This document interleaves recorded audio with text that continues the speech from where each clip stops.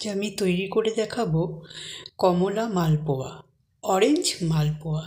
ধরুন আমি এক বাটি, এই বাটির পুরো ভর্তি করে নিই ময়দা, এই সম পরিমাণ সুজি আর সম পরিমাণ চিনি, মানে এই বাটিটার মাপে আমি সব কিছু নিয়েছি। আগে ময়দাটা ঢেলে দেবো বাটিতে, সুজি দিয়ে দেবো চিনি, একটুখানি মিশিয়ে নেব।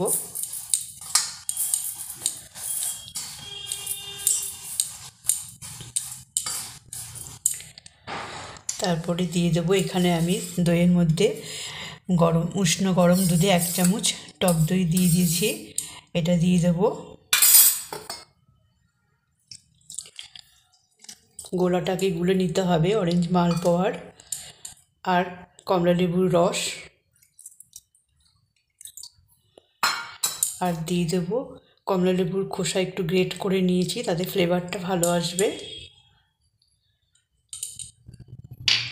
এবার এটা ভালো করে এটা গুলে খানিকক্ষণ রেখে দেব, আধ ঘন্টা পরে ফিরে আসছি। ঢাকা দিয়ে রাখবো, যে এরকম গোলাটা হবে। আমি এটাকে একটুখানি ঢাকা দিয়ে রেখে দেবো আধ ঘন্টা।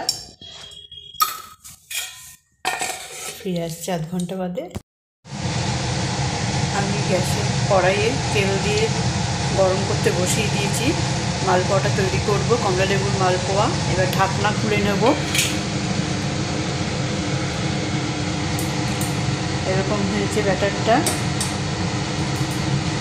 এবারে আমরা গ্যাসটাকে, তেল গরম হয়ে গেছে, কমিয়ে দেবো একদম। এবারে করে দিয়ে ভেজে নেব।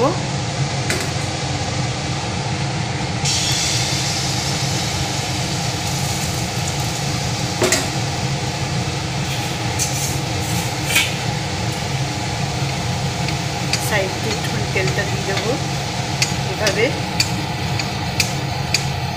দেখো সুন্দর ফুলে উঠবে আস্তে আস্তে। দেখো কত সুন্দর লুচির মতন ফুলে উঠছে মালপোয়াটা।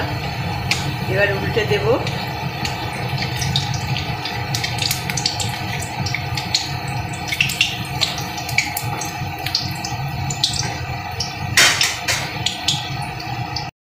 বন্ধুটা ভাজা হয়ে গেছে। এবার এটা তুলে নেব তেল থেকে, চারদিকটা দিয়ে তুলে নেব, তেলটা চেপে নেব।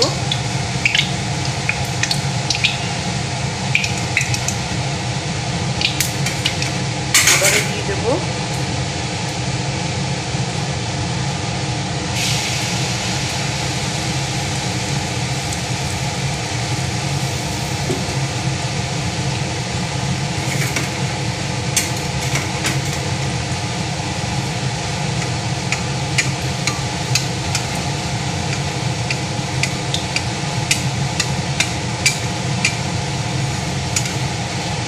সুন্দর ফুলে উঠছে।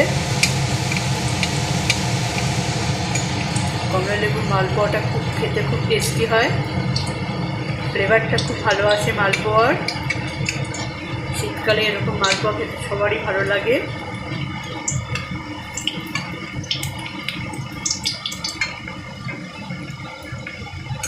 তাহলে এইভাবে আমরা সব মালপোয়াগুলো বানিয়ে নিয়ে ফিরে আসছি।